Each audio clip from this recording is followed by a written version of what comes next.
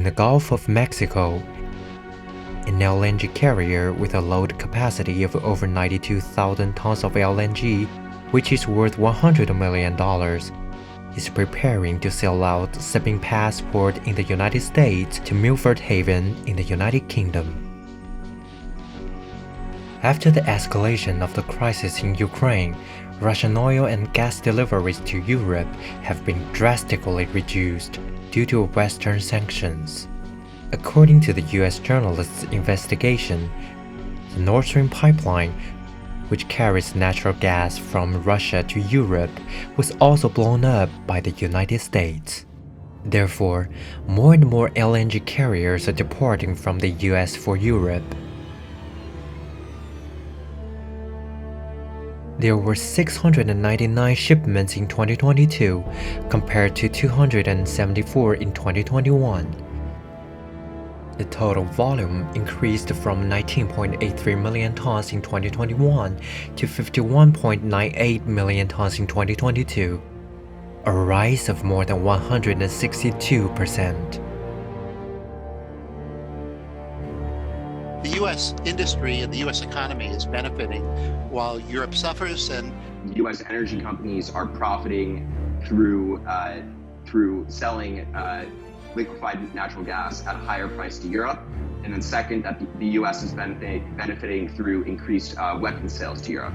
It's not a benevolent power that tries to introduce goodness into the world. It follows its own interests.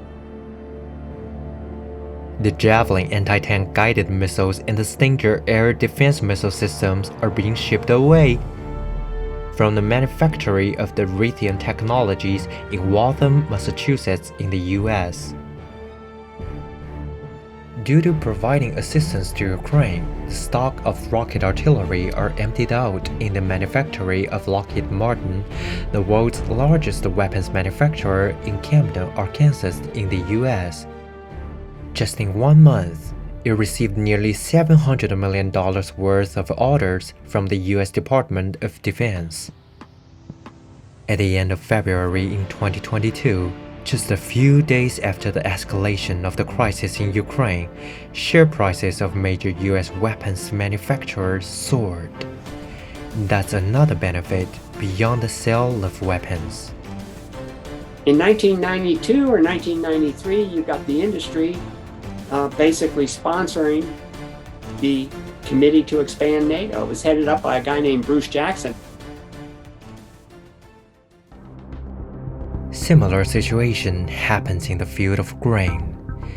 This is a large storage facility of Cargill Incorporated at the port of Deer Park, Texas.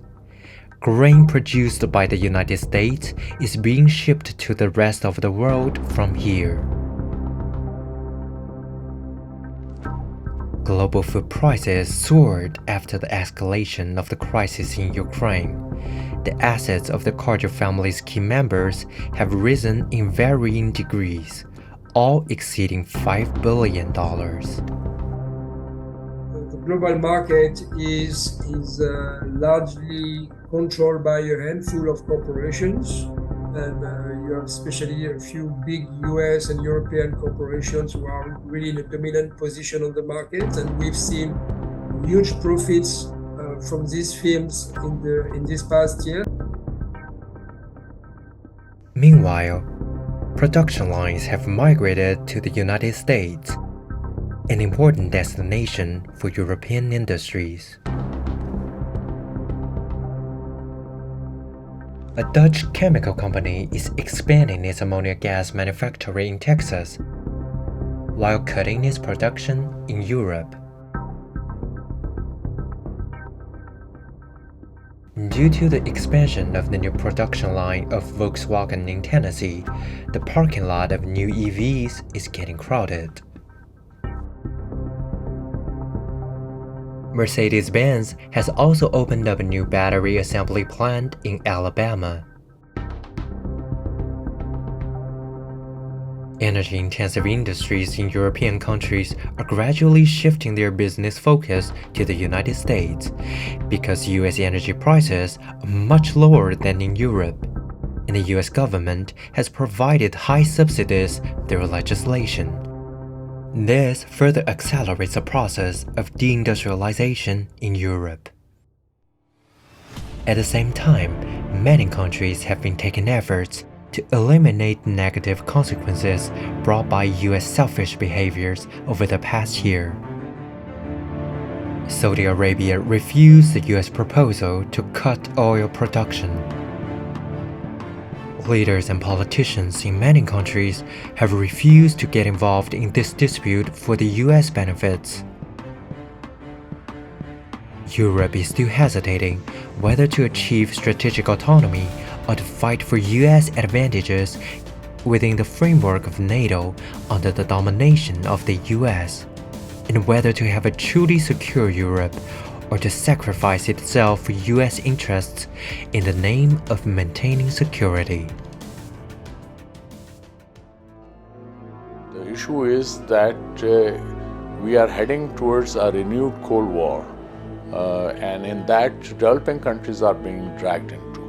The question is that big powers like United States, they create problems. En réalité, on nous entraîne dans une guerre qui n'est pas la nôtre. Voilà. Moi, aujourd'hui, on a une diplomatie française qui est à la remorque de l'Union européenne et donc des États-Unis. Quelle est notre diplomatie? C'est donner des armes aux Ukrainiens, donner des armes aux Ukrainiens. Qu'est-ce qu'on veut? Qu'ils se fassent tuer jusqu'au dernier pour bien essorer les Russes. Marine Le Pen et après, M. Biden enverra les Européens aussi, peut-être?